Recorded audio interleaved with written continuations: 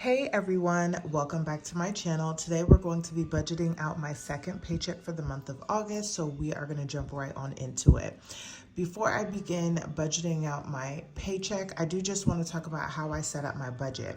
So my budget is set up that I do a monthly budget every single month, and then I break down that monthly budget based on my paycheck. So I have gone from getting paid weekly to bi-weekly, so I break down my monthly budget by bi-weekly paychecks. So the way that it looks whenever I'm budgeting out my paychecks is I will go ahead, let's just say for instance, and look at my dashboard. I get paid on the 11th and the 25th.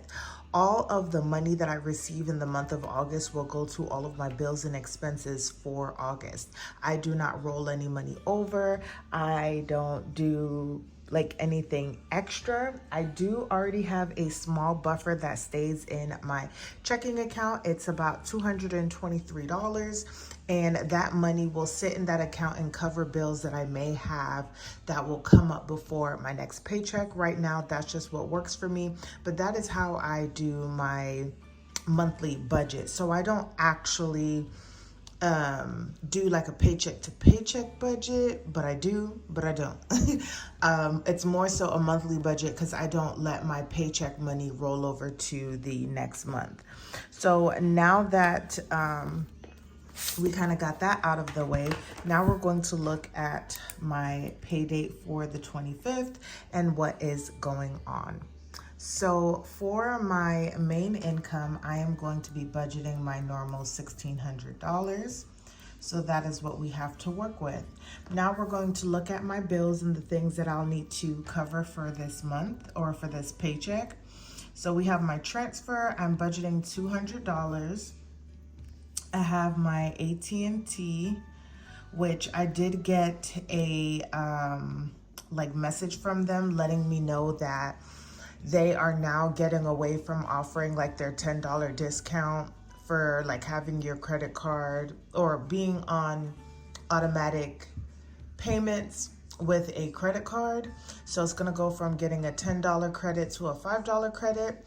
If I wanna continue with the $10 credit, I will need to move it to a debit card. However, I'm not gonna move this bill to a debit card because my credit card offers insurance for my phone and the bill has to be charged to that card, and I think that is way more important than having it come out of a debit card. It gets paid off every month, so I don't have an issue with that. And if I were to have insurance through like a different company or something like that, it would cost me way more. So I'm going to just keep it how it is, and I'm just going to lose a $5 discount. So AT&T, I'm budgeting $158.05. We'll see what it comes out over the next couple of months because I think that the, what is it called? The promotion ends like in October or November, so we will see.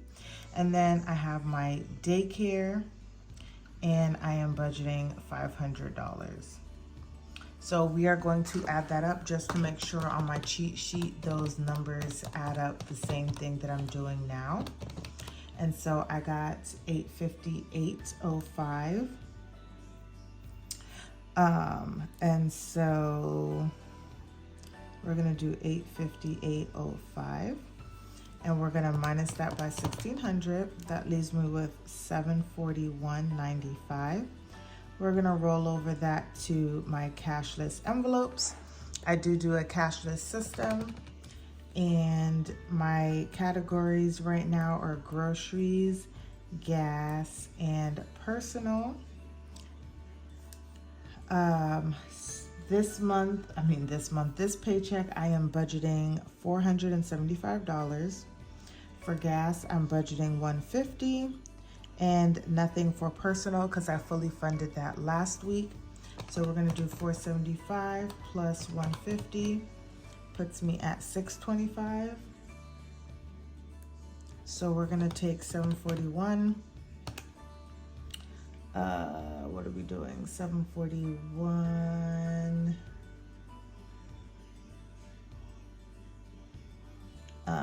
What am I doing, y'all? What am I doing? $741.95 minus $625 equals $116.95. Okay, and we are already at an issue, and I'm looking at my, oh, you know what, you guys? Let me tell y'all something.